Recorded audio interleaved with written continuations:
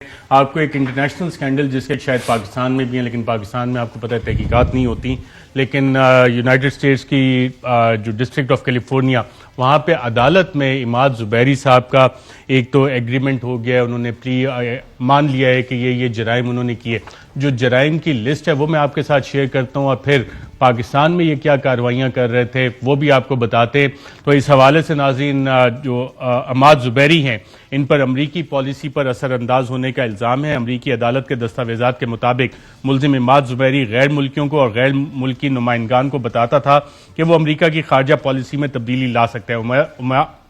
عماد زبیری نے اپنی company avenue ventures میں ان غیر ملکیوں سے سرمایہ کاری کروائی. چند ایک نے رقوم براہ راست زبیری کو منتقل کی اور دیگر نے زبیری کو مختلف امریکی سیاستدانوں کی سیاسی مہم میں فنڈ کے طور پر لگانے کے لیے رقوم منتقل کی. ستمبر 2011 سے فروری 2017 تک عماد زبیری نے $30 لاکھ مختلف امریکی سیاستدانوں کی مہم میں لگائے. اس سیاسی فنڈ کے ذریعے عماد زبیری نے اعلیٰ امریکی اہلکاروں سینیٹرز تک رسائی حاصل کی اور پھر اثر و رسوخ کو استعمال کیا. امریکی اداروں کی جانب سے عماد زبیری کی حاصل شدہ ای میل سے معلوم ہوتا ہے کہ یہ صاحب پاکستان کے حوالے سے بھی کام کرتے رہے ہیں، اور 2014 میں عماد زبیری نے اپنے زیر اثر مختلف کانگریس کے ارکان سے پاکستان میں چلنے والے ایک ہوا سے بجلی بنانے والے منصوبے کے خلاف خطوط لکھوائے. ہوا سے بجلی بنانے والا یہ منصوبہ U S overseas private investment corporation کی مالی امداد سے پاکستان میں لگایا جا رہا تھا. ان خطوط کے ایک ہفتے بعد عماد زبیری اور اس کی بیوی نے $10,400 ٹیکساس کے ٹیڈ-پو کی مہم میں فنڈ کے طور پر دیے. ٹیڈ-پو وہی رکن کانگریس سے جنہوں نے پاکستان میں لگنے والے اس منصوبے کے خلاف خط لکھا تھا اور کہا تھا کہ اس منصوبے کو فوری فریز کر دیا جائے. ٹیڈ-پو کا اب یہ کہنا ہے کہ اس کا یہ فرض تھا کہ وہ عماد زبیری کے اس منصوبے میں کرپشن کے دعوے کی تحقیقات کرتا. عماد زبیری کی ای میل اور دیگر دستاویزات سے یہ ظاہر ہوتا ہے کہ اس کے کام میں ایک اہم حصہ یہ تھا کہ وہ کانگریس کے اراکین سے غیر ملکی سربراہان اور افسران کے لیے امریکی دوروں کے لیے خطوط حاصل کرتا تھا.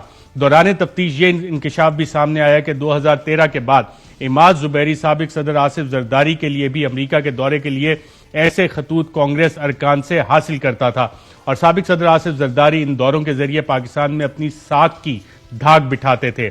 اسی عماد زبیری کے بارے میں لاس اینجلس کے کونسل جنرل نے 11 مئی 2015 کو امریکی فارن مشن کے دفتر کو بھی خط لکھا تھا.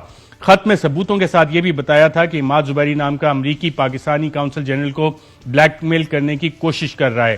خط میں بتایا گیا کہ کس طرح عماد زبیری کونسل جنرل کو پاکستان فوج سے اپنی کمپنی کے لیے بزنس ڈیل حاصل کرنے کا کہہ چکا ہے. خط میں لکھا گیا کہ عماد زبیری نے دھمکی دی کہ اگر فوج سے اس کی کمپنی کو کوئی ڈیل نہ لے کر دی گئی تو وہ اپنے تعلقات کے ذریعے مشن کے سربراہ کو نقصان پہنچا سکتا ہے.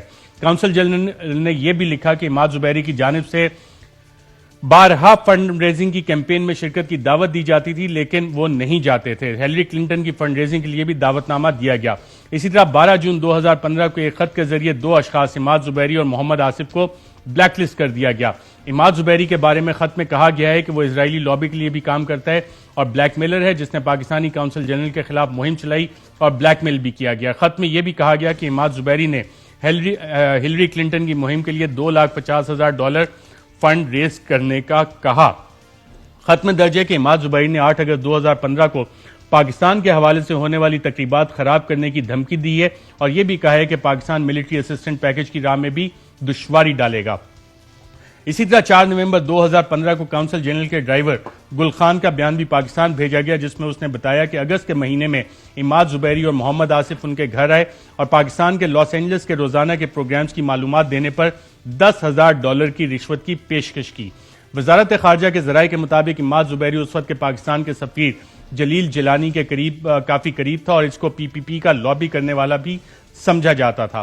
ذرائع کے مطابق 2014 میں جب اس وقت کے army chief general Raheel Sharif نے امریکہ کا دورہ کیا تو سینیٹر جان مکین اور ان کی ملاقات طے تھی، مگر یہ ملاقات نہ ہو سکی. ذرائع کا دعویٰ ہے کہ اس ملاقات کو منسوخ کرنے کے لیے بھی اسی عماد زبیری نے لابی کیا تھا اور پاکستان سے بھی ان کو فنڈنگ جا رہی تھی. اس کا ریکارڈ بھی کچھ شیئر کیا گیا ہے. بیرسٹر شہزاد اکبر نے کہا تھا کہ ایک دفعہ اگر آپ وسل بلو کریں اور کوئی بڑی چیز پکڑی جائے تو اس میں کچھ نہ کچھ وسل بلوئرز کو بھی ملتا ہے. تو میں ناظرین آپ سب کے سامنے یہ چند دستاویزات یو ایس کورٹ کے اور کچھ انٹرنل ای میل کورسپونڈنس دے رہا ہوں بیرسٹر شہزاد اکبر صاحب کو کہ یہ معلوم کرنا چاہیں اگر تو یہ ایک انفارمیشن ہے اور باقاعدہ پبلکلی ان کو دے رہا ہوں، چھپ چھپا کے نہیں دے رہا. جسٹس قاضی فائز عیسیٰ والے کیس میں ان تک پہنچی تھی کہ اس کو بھی ذرا دیکھ لیں کہ کون کون تھے اور پاکستان کے ڈیفنس اٹیچی کی ای میلز تھیں اور کتنا پیسہ پاکستان سے عماد زبیری کو گیا، کیونکہ تقریباً $5.6 ملین کا فراڈ صرف سری لنکن کے گورنمنٹ کے ساتھ ہوا.